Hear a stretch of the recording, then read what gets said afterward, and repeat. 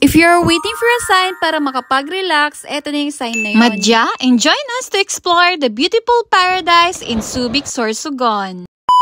From Batu to Matnog Port, umaabot ng 4 to 5 hours travel time bago kayo makarating. Kung nasa Manila ka, there are buses from Cubao that goes directly to Matnog and the travel time ay umaabot ng 12 to 15 hours. Kung ayaw nyong hassle sa biyahe, via plane will be the best choice.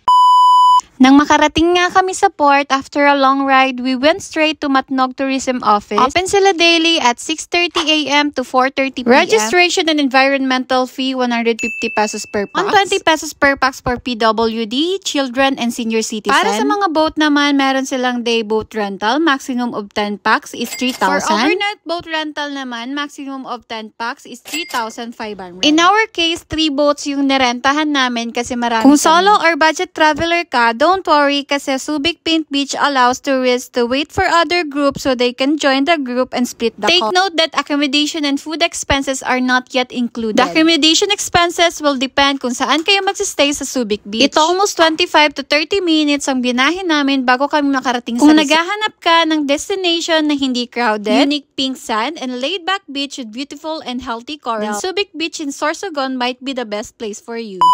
Finally, andito na nga kami, and this is not the first time na makapunta ako dito, but super amazed na amazed talaga ako. Kung ganito naman talaga ang bubungan sa'yo, magtutupis talaga ako.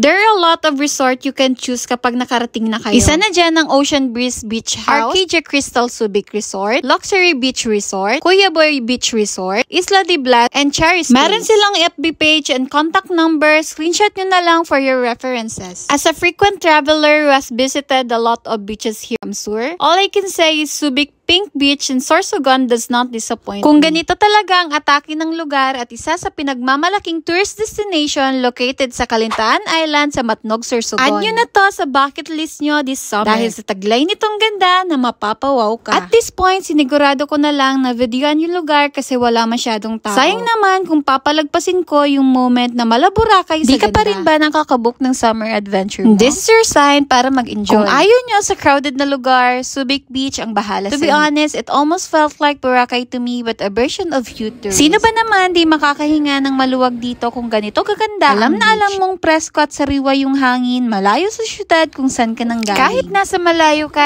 tanaw mo ang pink shade ng buhangin and the turquoise blue water. I highly recommend spending the whole day on this island. You can also bring your camping chair, hammocks, and you can pitch your tents as you wish. There are some things you can do here like snorkeling, free diving, kayak, or just walk around the beach. Kung gusto nyo magpa-hair braid, massage, henna tattoo, pwedeng-pwede dito. And the rest of the afternoon, enjoy na lang namin sa paglakad sa beach. And agad-agad naman kami bumalik sa resort. It's already 8 p.m. at hindi maiiwasan ang di kumain. Nag-ihaw kami ng pusit at hotdog for our dinner. Di na nga ako nakapag-video dahil sa maghahating gabi na nga nang mag-perform si ate girl ng fire dance. Kakabilib dahil medyo tricky but slay pa din siya. Mas naging interesting yung gabi dahil sa ginagawa. Shout out sa iyo ate girl, napakagaling mo.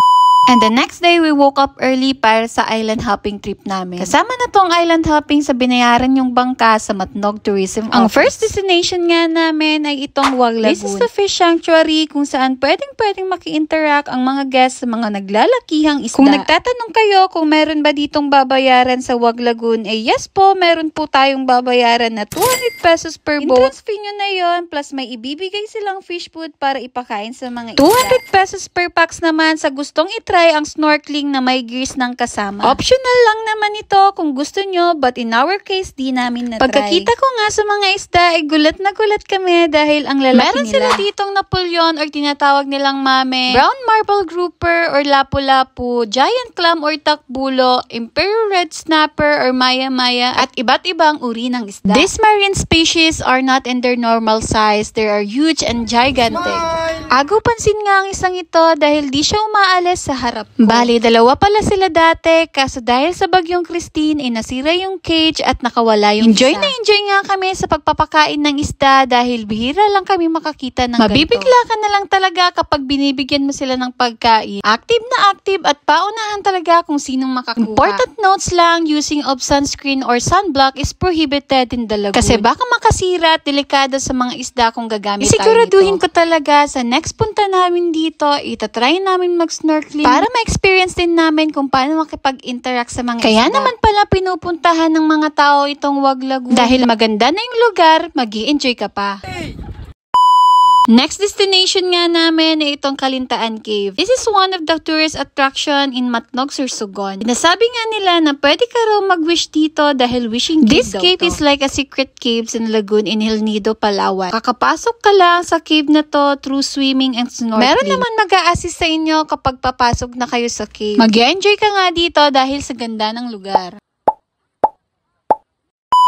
Pauwi na kami and we really enjoyed the 2 days and 1 night we spent at Subic Beach. Kung may time pa naman kayo to spare, I highly recommend the side trip at Barcelona Ruin Park and Sorsogon Coliseum. I hope you enjoy my video and thank you for watching. Bye!